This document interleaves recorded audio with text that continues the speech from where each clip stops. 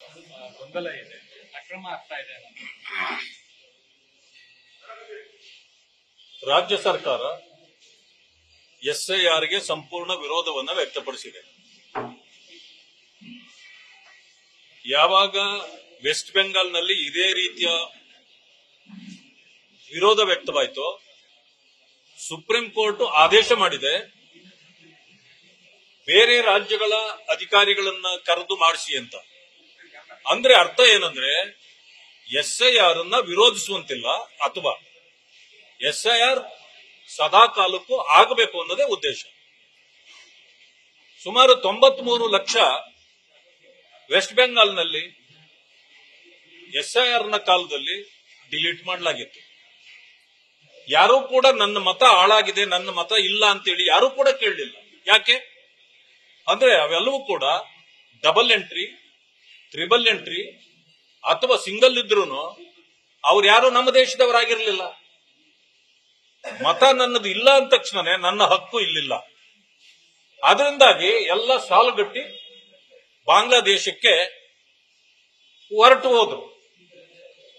ಈಗ ಅದೇ ರೀತಿ ಕರ್ನಾಟಕದಲ್ಲೂ ಕೂಡ ಸರ್ಕಾರ ಅಸಹಕಾರ ತೋರಿಸಿದ್ರೆ ಎಲೆಕ್ಷನ್ ಕಮಿಷನ್ ವೆಸ್ಟ್ ಬೆಂಗಾಲ್ನಲ್ಲಿ ಏನ್ ಕೆಲಸ ಮಾಡಿದ್ಯೋ ಅದನ್ನೇ ಮಾಡಬೇಕು. ನಾನು ಇನ್ನೊಂದು ಇದನ್ನು ನಿಮಗೆ ತೋರಿಸ್ಲಿಕ್ಕೆ ಬಯಸ್ತೇನೆ. ಇದು ಶಾಂತಿನಗರದಲ್ಲಿ ಆಗಿರ್ತಕ್ಕಂಥ ಘಟನೆ.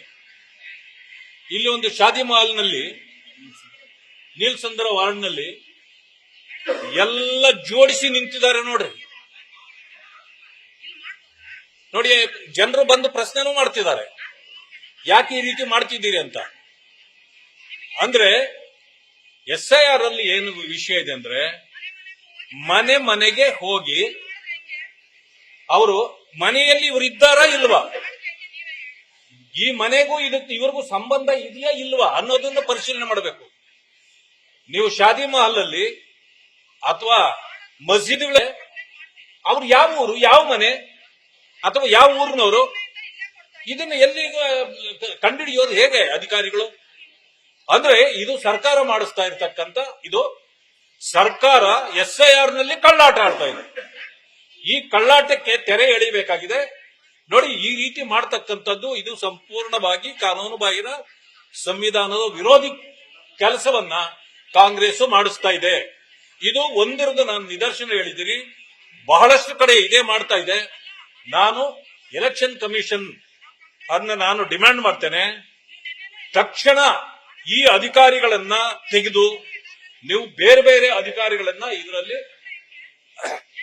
ಹೊರ ರಾಜ್ಯದ ಅಧಿಕಾರಿಗಳನ್ನ ತಂದು ಈ ಎಸ್ಐಆರ್ ಅನ್ನ ಮಾಡಬೇಕು. ಕಾಂಗ್ರೆಸ್ಗೆ ಬೇಕಾಗಿರೋದು ವೋಟ್ ಬ್ಯಾಂಕೇ ಹೊರತು ಬೇರೆ ಏನೂ ಅಲ್ಲ.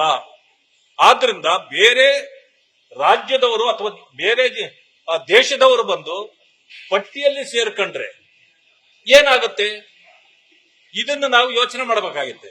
ಒಂದು ಸಾರಿ ಅವರು ಬಂದ್ರೆ ಅವರಿಗೆ ಪೌರತ್ವವನ್ನೇ ಕೊಟ್ಟಂಗಾಗ್ಬಿಡುತ್ತೆ. ಆ ಕಾರಣದಿಂದ ಇದನ್ನು ಯಾವುದೇ ಕಾರಣಕ್ಕೆ ಒಪ್ಪಬಾರದು. ಈ ರೀತಿ ಪ್ರತಿಯೊಬ್ಬ ಅಧಿಕಾರಿ ಮನೆಗೆ ಹೋಗಿ ಇವರು ಮನೆಗೂ ಇವ್ರಿಗೂ ಸಂಬಂಧ ಇದೆಯಾ ಇಲ್ವಾ, ಅಥವಾ ಇವರು ಯಾರು, ಎಲ್ಲಿಂದ ಬಂದಿದ್ದಾರೆ, ಇದೆಲ್ಲ ತಿಳ್ಕೊಳ್ಬೇಕಂತಂದ್ರೆ ಮನೆ ಮನೆಗೆ ಭೇಟಿ ಕೊಡಬೇಕು. ಈಗ ಯಾವ್ಯಾವುದು ಈ ರೀತಿ ಕಂಪ್ಲೇಂಟ್ಗಳು ಬಂದಿವೆ, ಎಲ್ಲೆಲ್ಲಿ ಮಾಸ್ ಎಸ್ಐಆರ್ ಮಾಡಿ ಕುಡಿಸ್ಕೊಂಡು ಪಟ್ಟಿಯಲ್ಲಿ ಸೇರಿಸ್ತಿದ್ದಾರೆ, ಇವೆಲ್ಲ ಮತ್ತೆ ವಜಾ ಮಾಡಬೇಕಿದು, ಮೊದಲಿನಿಂದ ಮತ್ತೆ ಮಾಡಬೇಕು ಅಂತ ಹೇಳಿ ನಾನು ಚುನಾವಣಾ ಅಧಿಕಾರಿಗಳನ್ನ ನಾನು ಮನವಿ ಮಾಡ್ತೇನೆ.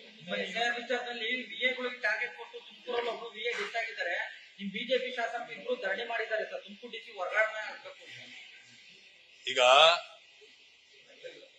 ಆಕ್ಸಿಡೆಂಟ್ಗಳು ಇದು ಆಗ್ತಕ್ಕಂಥದ್ದು ಸಹಜ. ನಾನು ಅವ್ರು ತೀರ್ಕೊಂಡಿರೋರ ಬಗ್ಗೆ ನಮಗೆ ಗೌರವನೂ ಇದೆ, ಸಂತಾಪ ಸೂಚಿಸ್ತೇವೆ. ಆದ್ರೆ ಕೆಲಸದ ನಿಮಿತ್ತ ಅವರು ಹೋದಾಗ ಅವ್ರಿಗಾಗಿರ್ತಕ್ಕಂಥ ಇದನ್ನು ಸರ್ಕಾರ ಎಚ್ಚರಿಕೆ ವಹಿಸಬೇಕು, ಅವ್ರಿಗೆಲ್ರಿಗೂ ರಕ್ಷಣೆ ಕೊಡಬೇಕು. ಅದು ಸರ್ಕಾರದ ಕೆಲಸ.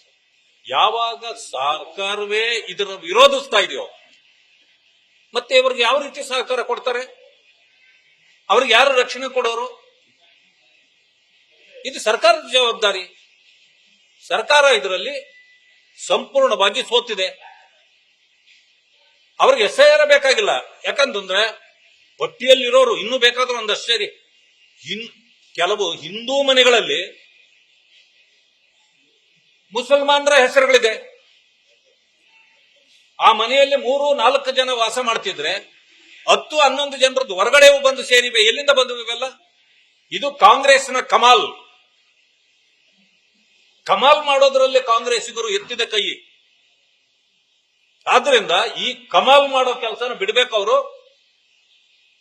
ನೇರವಾಗಿ ಯಾರು ಹಕ್ಕುದಾರರಿದ್ದಾರೆ ನೋಡ್ರಿ, ಈ ದೇಶದ ಪ್ರಜೆಗಳ ಹಕ್ಕು ಮತಪೆಟ್ಟಿಗೆಯಲ್ಲಿ ಈ ದೇಶದವರು ಇರಬೇಕೇ ಹೊರದು ಹೊರದೇಶದಿಂದ ಬಂದು ಕಾಂಗ್ರೆಸ್ನ ಗುಲಾಮರಾಗೋರು ಬೇಡ ಇಲ್ಲಿ. ನ್ಯೂಸ್ ಫಸ್ಟ್ ನಿರ್ಭೀತಿಯಿಂದ ನಿಮ್ಮ ಪರವಾಗಿ.